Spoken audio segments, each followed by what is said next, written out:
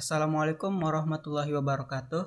Di sini saya akan menjelaskan materi mengenai arsitektur sistem terdistribusi pada pemrosesan data terdistribusi. Tapi sebelum saya menjelaskan tentang materi ini, saya akan memperkenalkan diri terlebih dahulu.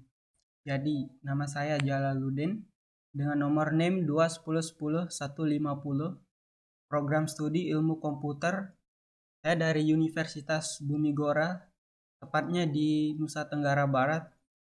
Jadi saya adalah mahasiswa semester 3.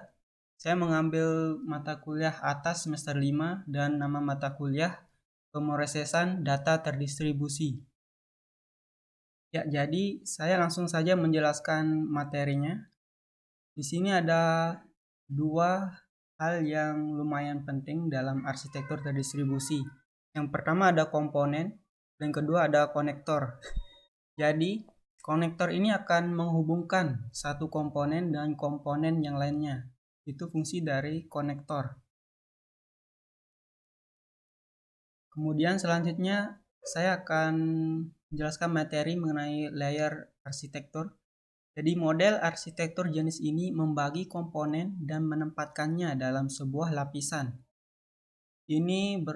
Ini tujuannya untuk memudahkan dalam pendefinisian secara modular. Dapat kita lihat pada gambar di samping.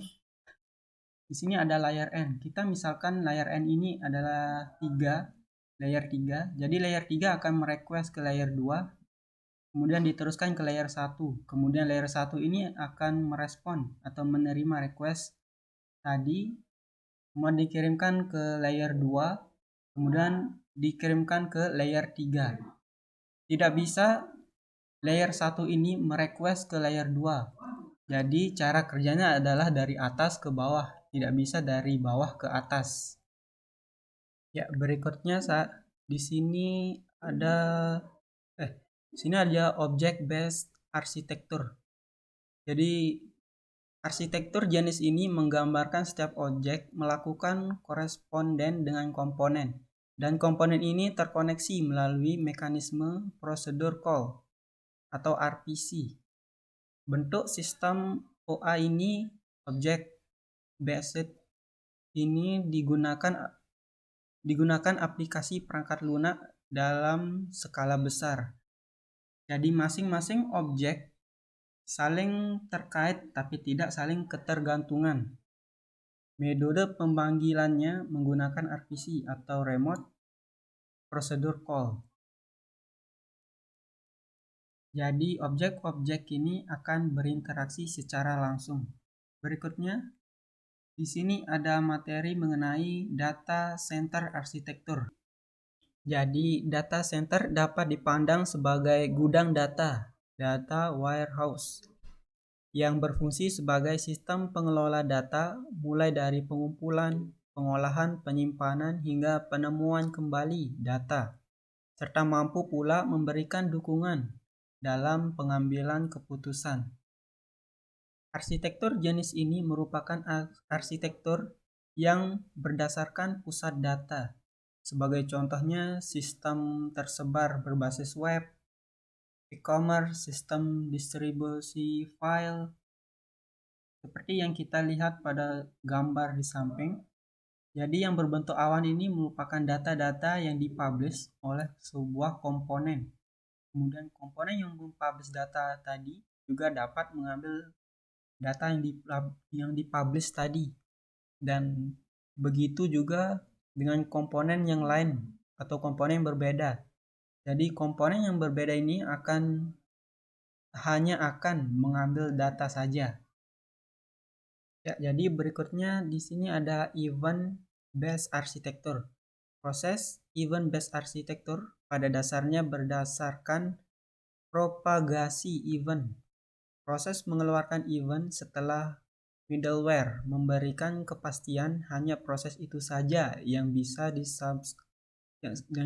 disubscribe untuk event yang diterima. Keuntungan dari event based architecture ini adalah proses bersifat closely coupled. Ya, jadi di sini ada menyinggung dengan masalah middleware. Jadi middleware ini berfungsi untuk penghubung atau yang menjembatani satu komponen dan komponen lain untuk saling berinteraksi. Jadi middleware ini bisa juga digunakan untuk aplikasi jual beli. Ya, seluruh komunikasi terjadi karena atau disebabkan oleh oleh salah satu komponen. Kejadian tersebut akan dikirim melalui sistem bus dan komponen yang lain diterima dan komponen yang lain akan diberitahu bahwa ada sebuah kejadian tertentu. Jadi teman-teman bisa lihat pada gambar di sampingnya. Ya, jadi berikutnya di sini ada layer aplikasi. Yang pertama ada user interface level. Jadi pada bagian ini adalah bagian yang dapat dilihat oleh si user atau manusia seperti kita. Contohnya seperti Google Chrome, Mozilla Firefox, atau aplikasi browser yang lainnya. Kemudian poin kedua ada processing level dan poin ketiga ada data level. Jadi ketiga poin ini saya akan menjelaskan di bagian slide berikutnya. Seperti yang saya jelaskan tadi, user interface yang paling atas ini merupakan adalah klien atau usernya atau manusia. Jadi si user ini menggunakan browser dan ingin mencari sesuatu di browser tersebut, misalnya www.decoding misal. Nah, kemudian setelah user merequest, kemudian akan masuk ke tahap berikutnya yaitu processing level. Jadi pada tahap ini permintaan dari user ini akan diproses sebelum diterima oleh database. Setelah diproses, maka database akan menerimanya atau merespon. Jadi jika permintaan dari user ini ada dalam database, maka si database ini akan mengirimkan atau mengumpan balik apa yang jadi permintaan dari si user dalam bentuk hasil akhirnya adalah HTML page. Jadi itu penjelasan dari layer aplikasi. Kemudian di sini ada centralized architecture. Jadi pada gambar ini dijelaskan, jadi pada gambar di bawah ini dia ini menggambarkan bahwa klien merequest atau meminta sesuatu dari server. Kemudian ada fase wait for result. Jadi wait for result ini adalah proses di mana request dari klien akan diproses atau dicari pada server itu jika ada. Kemudian jika ada atau ditemukan, maka server akan mereplay atau mengirimkan balik, kemudian menjadi hasil akhirnya adalah seperti tadi. Seperti ini, hasil akhirnya adalah HTML page. Kemudian ya mungkin seperti itu saja. Jadi itu saja penggambaran singkat dari saya mengenai centralis arsitektur. Untuk lebih jelasnya, teman-teman dapat lihat di layar aplikasi ini. Ini adalah penggambaran yang cukup mudah untuk dipahami. Jadi sekian, terima kasih.